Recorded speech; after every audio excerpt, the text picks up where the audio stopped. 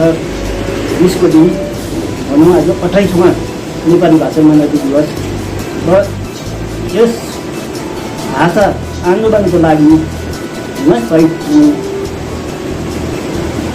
मानिसहरू भनौँ है उहाँहरूलाई हामी एउटा श्रद्धाञ्जली चढाउँदछौँ प्रथम र त्यसपछि यही भाषा 28औं भाषा दिवसको उपलक्ष्यमा सम्पूर्ण भाषा प्रेमी साहित्य अनुरागी र जनमानसलाई 28औं भाषा मान्यता दिवसको हार्दिक मङ्गलमय शुभकामना साथै बधाई प्रदान सम्पूर्ण भारतभरि छाडेर बसेको नेपाली भाषा प्रेमीलाई भाषा दिवसको शुभकामना। अनि एउटा उखान छ, सङ्घर्ष इमान्दारीका साथ गरे भने सफलता पनि आफै पछेर आउँछ भन्ने आज यो भाषा दिवसको एउटा उदाहरण भएको छ। र हामीले आज भाषाप्रति भएको भारतको संविधानमा अन्तर्भुक्त भएको 28 साल भएको हुनाले 28औं भाषा दिवसको उपलक्ष्यमा आज हामी सोसियल दूरीको कायम राख्दै हामी यो सम्पूर्ण साहित्यकार र भाषा प्रेमीहरूले भविष्यमा भाषा दिवस नभुलोस् भन्ने हेतु हामीले आज एउटा सानो भाषा दिवस मान्न गइरहेका छौँ। विशेष भाषा दिवसको समय हामी पनि सानो उमेरमा धेरै खटाइ भएको कारण आफूले गरेको काममा धेरै माया लागेको हुनाले हामी आज भाषा दिवसलाई धेरै सम्झेर आज भाषा दिवस मान्दै भाषा दिवसको सम्पूर्ण भाषा दिवस प्राप्तिका लागि कसो गर्नुभयो त्यसको म साधारण कथाहरू सम्पूर्ण समक्ष बोल्नु गइरहेको छु। 1990 को दशकमा भारतीय गोर्खा परिषद भन्ने एउटा संस्था गठन गरेको थियो र त्यसको सभापति भनौँ या अध्यक्ष हाम्रा सिक्किमका तत्कालीन मुख्यमन्त्री एकै मात्रै नेपाली मुख्यमन्त्री भारतवर्षमा हुनुहुन्छ। उहाँलाई सभापति गरेर उहाँको नेतृत्वमा भाषाको आन्दोलन चलेको थियो। भाषाको आन्दोलन चल्दै त्यहाँ हाम्रो धेरै शहीदहरू भयो। हाम्रो भाषाको आन्दोलनको मूल आन्दोलन चल्दाखेरि हामी दार्जिलिङ चोककोसम्म पोस्टरिङ गर्दै थियौँ। हामी पोस्टरिङ गर्दै कागझोरामा सुदर्शन शर्माको शहीद भयो, दुःख लाग्दो शहीद भयो। त्यो नबित्दै एक हप्ता बादमा कालिम्पोङमा सन्देश कार्कीको शहीद भयो। र यसरी हामीले यो भाषा प्राप्तिको लागि सम्पूर्ण वीर वीराङ्गनाहरूको शहीदले सम्झिँदै आज भारतका संविधानका अन्तर्भुक्त गर्नु प्राप्त हामी सफल भएको आज 28औं भाषा दिवस मान्दैछु। र त्यसरी 1990 देखि आन्दोलन गर्दै जाँदाखेरि भारतका लोकसभा र राज्यसभामा 1992 मा 2 महिना राज्यसभा र लोकसभाको संसद चलेको थियो। राज्यसभामा श्रीमान आरबी राईज्यूले हाम्रो भाषाको आवाज उठाउनु भएको थियो, नेतृत्व गर्नु भएको थियो भने लोकसभामा श्रीमती दिलकुमारी भण्डारीले आवाज उठाउनु भएको थियो। र त्यसरी आवाज उठ्दै अन्तमा 3टा भाषाले भारतको संविधानभित्र अन्तर्भुक्त पाए। 3टा भाषामा एउटा भाषा नेपाली भाषा 8औं अनुसूचीमा अन्तर्भुक्त गर्नु सफल भयो भने अर्को भाषा मणिपुरी पनि आजकै दिनमा उहाँहरूले प्राप्त गर्नु भएको थियो। र त्यसरी नै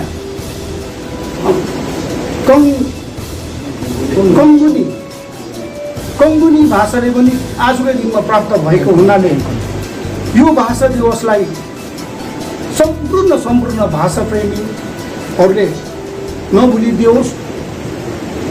भारतको राज्यसभा र लोकसभामा 164औं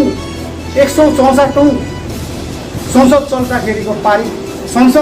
चल्दाखेरिको समयमा 1992 20 अगस्तको दिन आजको दिन हाम्रो भाषालाई पारित गरेको हुनाले अनि हाम्रो आइडेन्टिटी मान्छेलाई सबैले चिन्ने नै भाषा भएको हुनाले सम्पूर्ण भारतमा छाडेर बसेको गोर्खा नेपाली भाषा प्रेमीहरूलाई यो आजको दिनलाई नभुलिदियोस् भन्ने हामी एउटा भाषा समिति सदस्य मेरो साथी अर्जुन गुरुङ र म दवाङला भुटियाबाट आन्दोलन गर्दा छौँ। धन्यवाद। त्यो अनुभव चाहिँ के भयो भने अब 1992 सालको कुरा होइन, 1992 कुरा जुन दार्जिलिङमा भाषा विवाद चल्दै थियो है, भाषा विवाद लिएर धेरै नै अब कतिवटा मूर्तिहरू तोडफोड भयो। जस्तै हाम्रो चौरासी भानुभक्त आचार्यको होइन मूर्ति तोडफोड भयो। त्यस बिचमा पनि हाम्रा 2 जना शहीद भए, सुदर्शन शर्मा र सन्तोष कार्की। उहाँहरूको योगदानले गर्दा आज हामी एउटा के भन्ने नेपाली भाषी हौँ भन्ने एउटा चिनारी हामीलाई प्राप्त भएको छ होइन। त्यसपछि भनौँ र यस भाषा आन्दोलनमा जुन प्रकारले हाम्रा अग्रजहरूले गर्नुभयो उहाँहरूको अमूल्य दिन छ। जस्तै कि कुमारी भण्डारी, नगरको भण्डारी है, श्री आली राई, स्वर्गानन्द पाठक, डाक्टर कुमार प्रधान, प्रेम कुमार आले, विदेश राई है, उहाँहरूको योगदान बहुत मूल्यवान छ।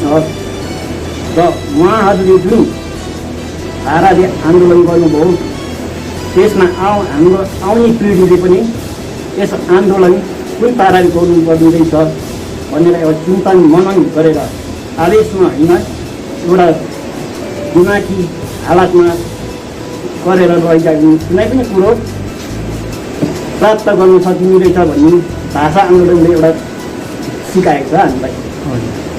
हजुरलाई एउटा प्रश्न। ल नमस्कार। विशेष म एउटा भाषाको विद्यार्थी भएको कारणले गर्दाखेरि आज म तपाईँहरूलाई यो 28औं नेपाली भाषा मान्यता दिवसको तपाईँहरूलाई शुभकामना चढाउन चाहन्छु। र विशेष के छ भन्दाखेरि आज हामीले जुन प्रकारले आज हामी 2 जना देख्दैछौँ, हाम्रो दवाङला भुटिया र हाम्रो अर्जुन सरलाई देख्दैछौँ, जोहरूले विगतमा एउटा यो आन्दोलनलाई देख्नुभयो र त्यो आन्दोलन सँगसँगै यो आज भाषा मान्यता पाएको 28औं वर्ष उहाँहरूले देखिसक्नु भएको छ। तर एउटा दुःखको कुरा के छ भन्दाखेरि चाहिँ हामी जहाँ पनि के भन्दैछौँ भन्दाखेरि हाम्रो हिजो अस्ति जिटिएको चेयरम्यानले भन्दै थियो उत्सवको रूपमा मनाउनुपर्छ यसलाई। आज एक दिन हामीले नेपाली टोपी लगाएर र दौरा सुरुवाल लगाएर नेपाली भाषालाई मान्यता दिने कुरा हो। नेपाली भाषालाई कार्यान्वयन रूपमा हामीले ल्याउनुपर्छ भन्ने मेरो एउटा पक्ष छ। आज WBCS IPS एक्जाममा किन हाम्रो नानीहरूले यो पछाडि गएको छ नेपाली भाषा पछाडि? यसमा कसको गल्ती हो? सरकारले आज DGSE पायो, GTA पायो, तर नेपाली भाषालाई जहाँसम्म मलाई लाग्छ अहिलेसम्म कहीँ पनि यसलाई मान्यता दिएर र यसलाई कार्यान्वयन रूपमा लिएको छैन भन्ने चाहिँ मलाई लाग्छ। र भोलिको दिनमा हाम्रो एउटा चाहना हुनुपर्छ। हिजो अस्ति जुन प्रकारले उहाँले कुरा गर्नुहुँदै थियो नेपाली भाषा मान्यता जति बेला पायो त्यति बेला नेपाली किताब लेख्ने मान्छेहरू थिए, नेपाली भाषामा एउटा कथा लेख्ने मान्छेहरू पनि थिएन। त्यो अवस्थामा आएर आज आएर हामी कहाँ पुगिसक्यौँ र आज आएर हाम्रो नानीहरूले कोरियन भाषा सिक्दैछ, इङ्ग्लिस भाषा सिक्दैछ, अनि चाइनिज भाषा सिक्दैछ, तर नेपाली भाषाको मान्यताले पाएर पनि आज तपाईँ र हामी कहाँ छौँ? यो माथि तपाईँ हाम्रो मूल्याङ्कन हुनुपर्छ। यो एउटा मूल्याङ्कन गर्ने कुराहरू छ जुन कुराहरूमाथि हामीले अहिले चिन्ता पनि गरेको छैनौँ, अलिकति सोचेको पनि छैनौँ। र भोलिको दिनमा म जो राजनीतिक नेताहरू छ जो ओहदामा बसेको उहाँहरूलाई एउटा अपिल गर्न चाहन्छु कि उहाँहरूले नेपाली भाषामाथि कुनै पहल गरोस् कि हाम्रो भाषामाथि कुनै एउटा किताब राम्रोसँगले लेख्ने जति बेला राजनैतिक मतदानहरू हुन्थ्यो, जति बेला अगमसिंह गिरीहरू हुनुहुन्थ्यो। आज आएर हाम्रो त्यो अवस्था छैन। त्यो अवस्थामाथि सोनादाको हामी कुरा गर्दैछौँ। उहाँले भन्नुहुँदै थियो हाम्रो एमपी थियो आरबी राई, अहिले पनि हामी रेस्पेक्टली भन्छौँ आरबी राई, जसलाई हामीले एउटा खदा लाउने काम पनि गरेको छैनौँ। जसले चाहिँ नेपाली भाषा मान्यता ल्याउनुमा उहाँको जुन भूमिका छ, उहाँले लेखेको एउटा किताबमाथि हामीले आलोचना गरेको छैनौँ। एउटा संसदको डाइरीमा नेपाली भाषा भनेर उहाँले जुन किताब लेखेको छ त्योमाथि हामीले आलोचना पनि गरेको छैनौँ। त्यति बेलाको हाम्रो सांसद जुन हाम्रो क्षेत्रमा थियो, सुनादह क्षेत्रमा थियो, उहाँलाई हामीले एउटा खदा लाउने काम पनि गरेनौँ। उहाँले अघि कुरा गर्नुहुँदै थियो त्यति बेला भानुभक्तको मूर्ति काट्यो। किन काट्यो? सुभाष घिसिङको आन्दोलन 86को आन्दोलन, त्यहाँदेखि उता किन सिक्किमले यो नेपाली भाषामा मान्यताको आन्दोलनलाई उठाउनु पर्यो? त्यो भित्रको एउटा इतिहास छ। त्यो इतिहासलाई हामीले कुल्चिरहेको छौँ र भोलि पनि कुल्चिन्छौँ। जब कुल्चिँदै हाम्रो इतिहासहरू कुल्चिँदै जब जान्छौँ त्यति बेला हामी मान्छे भएर बाँच्नु भयो चाहिँ त्यो हुँदैन। आज हामीले एउटा आरबी राईलाई सम्मान दिनु सकेको छैनौँ, दिलकुमारी भण्डारीलाई दिनु सकेको छैनौँ, जसले नेपाली भाषामाथि लेख्यो। सुभाष सोताङ जसले एउटा इतिहास लेख्यो, नेपाली भाषा र मान्यता र उपलब्धिको कुराहरू लेख्यो, उनीलाई पनि हामीले एउटा खदा लाउने काम पनि गरेको छैनौँ। यो माथि हाम्रो चिन्ता होस्, हाम्रो एउटा समावेशी एउटा आवाज होस्। भोलिको दिनमा तपाईँले हामीले एउटा आवाज उठाउनुपर्छ भने यो माथि उठाउनुपर्छ भन्ने मलाई लाग्छ। जुन भोलि नि बङ्गालको पार्लियामेन्ट उसले संसद भवनमा उसले नेपाली भाषामा बोल्यो नि, त्यतिको कुनै पनि अब गोर्खाहरूको इतिहास छैन। यो रत्न ब्रह्माण्डमै कुरा गर्नु जाँदाखेरि 1 नम्बर भारतको संसदमा दौरो सुरुवाल र टोपी लाएर खुक्री भिरेर जाने पनि रत्नलाल ब्रह्ममै हुनेछ। तर त्यसको पनि मूल्य भएन। पछि राजनीति अराजकता र कुनैको उत्सवमा हाम्रै गोर्खा भाषा र नेपाली भाषा भनेर दुईटा ग्रुप बनाएर त्यसको पनि विवाद बनाएर त्यसको पनि मान्यता भएन। र मैले जाने बुझे जति पनि छ, हामी भाषा आन्दोलनमा जति खटेँ, भाषा प्राप्ति भइसकेपछि भारतको हिन्दी साहित्यकार रौल साङ्कृत्यनको श्रीमती कमला साङ्कृत्यन दार्जिलिङमा बधाई दिनु आउनुभयो। त्यो बधाई दिँदाखेरि म पनि खडा थिएँ, त्यहाँ बधाई दिनु आएको फोटो छ। र यसरी बहुजातीय भाषाका संस्कृत लेख्ने राहुल साङ्कृत्यनका श्रीमती कमला साङ्कृत्यन, उहाँको श्रीमती समेत, उहाँको छोरी समेत लिएर बधाई दिनु आउँदाखेरि उहाँले एउटा श्रीमान आरबी राईज्यूलाई खदा अर्पण गरेर बधाई दिँदाखेरि र त्यतिखेर हिल मन्त्री दौलामज्यू पनि हुनुहुन्छ र म पनि खडा भएर यो फोटो खिचेको छु। र एउटा दुःख लाग्दो कुरा के छ भने मैले अघि नै भनिहालेँ, सङ्घर्ष इमान्दारीसँग गऱ्यो भने सफलता आफै पछेर आउँछ। र अलिकता छोएर जाँदाखेरि अब माटोको आन्दोलनको पनि अलिकता कुरा उठ्छ। माटोको आन्दोलन पनि इमान्दारीसँग सङ्घर्ष गऱ्यो भने सफलता आफै पछेर आउँछ। र यसरी राहुल साङ्कृत्यनको श्रीमती जस्तो दार्जिलिङमा दुब्रेर बधाई पात्र दिनु आउँदाखेरि हाम्रो यहाँका स्थानीयहरूले भाषालाई केही जस्तो मानिन। यो दुःखको कुरा हो। र जो कुराहरू बितेर जानुभयो, विगतमा धेरै शासनहरू आए, प्रणालीहरू आए, त्यसमा हामीले भाषालाई सरकारी मान्यतामा संसदमा पारित भए पनि, पैसामै लेखे पनि हामीले एउटा सरकारी कार्यालयमा यसलाई परिणत गर्नु नसकेको दुःख छ। र म अब आउने पिँढीहरूलाई सम्पूर्ण 1.5 करोड गोर्खाहरूलाई, 1.5 करोड नेपाली भारतवासीलाई यो आह्वान गर्छु कि यसको पछि हामी लाग्नुपर्छ, यो हाम्रो भाषालाई बचाइराख्नुपर्छ भन्ने मेरो तर्फबाट भाषा मान्यता दिवसको उपलक्ष्यको सबैलाई बधाई दिँदै मैले वक्तव्य राखिरहेको छु तपाईँको समक्षमा।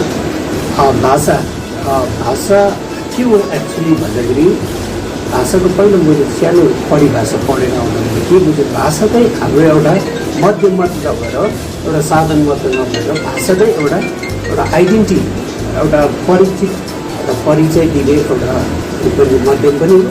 र भाषा मान्यता दिवसको एउटा सानो इतिहास मैले पढ्दाखेरि के बुझेछु भन्दाखेरि पहिलोपटक भाषालाई भारतमा अघि बढाउने, हाम्रो नेपाली भाषालाई अघि बढाउने मान्छेले को हो भन्दाखेरि मैले फर्स्ट पेजमा हेरेको थियो, उहाँको नाम थियो अनन्त थापा।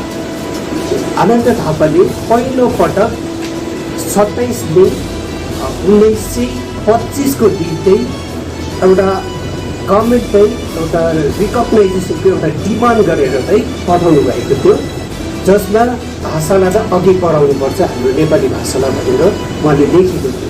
र देन आफ्टर द्याट के भएको थियो भन्दाखेरि यो सुनेर बेङ्गल सरकारले पनि हाम्रो नेपाली जातिलाई नेपाली भाषालाई अघि बढाउने चेष्टा गरेको थियो। र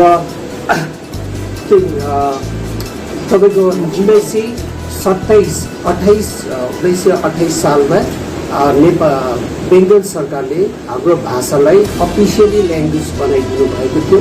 र साथै 1928मा फेरि यो भाषालाई एउटा युनिभर्सिटीतिर अथवा कलेजतिर बिए कोर्स हुनुपर्छ भनेर पनि राख्नुभएको थियो। देन आफ्टर द्याट त्यसपछि आनन्द जुन चाहिँ थापाज्यूले उहाँले एउटा जागृत पत्रिका, गोर्खे जागृत भन्ने जुन चाहिँ पत्रिका मार्फत उनले भाषालाई अघि बढाएर हाम्रो भाषालाई नेपाली भाषालाई अघि बढाउँदै उहाँले नेसनल लेभलसम्म लगेर एउटा भाषालाई मान्यता दिलाउनुमा सफलता प्राप्त गरेको थियो। तपाईँले लेख्नुहुन्छ त्यो हिसाबले लेख्नुहुँदैछ, त्यसलाई एउटा जीवन्त राख्नुहुन्छ भने त्यो भाषामाथि र भाषाको वस्तुतामाथि राख्नुहुन्छ भने तपाईँले पहिला सबभन्दा पहिला स्पेलिङ करेक्ट गर्नुहोस्।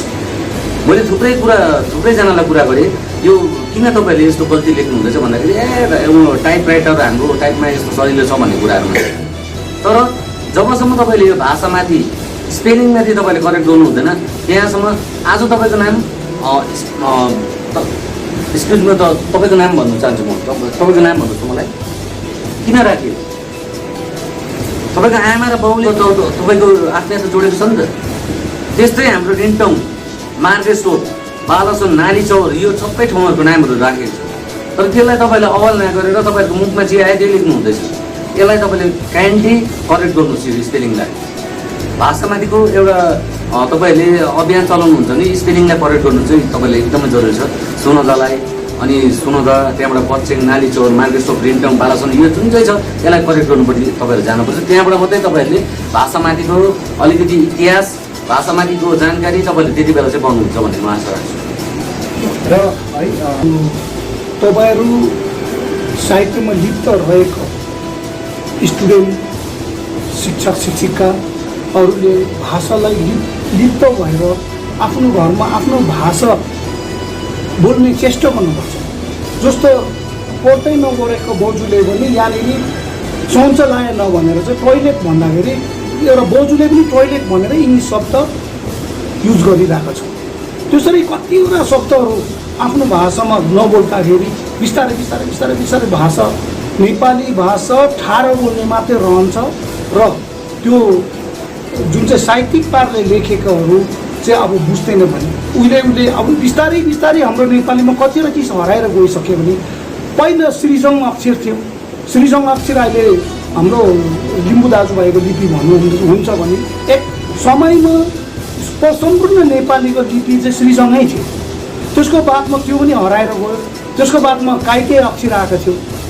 अब काइते अक्षर त अहिलेकोहरूले पढ्नु पनि जान्दैन, त्यो पनि एउटा हराएर गयो भने अब भविष्यमा नेपालीको लिपि चाहिँ बोल्ने मात्रै रहन्छ र लेख्ने चाहिँ रोमन इङ्ग्लिसमा लेख्ने जस्तो म देख्दैछु।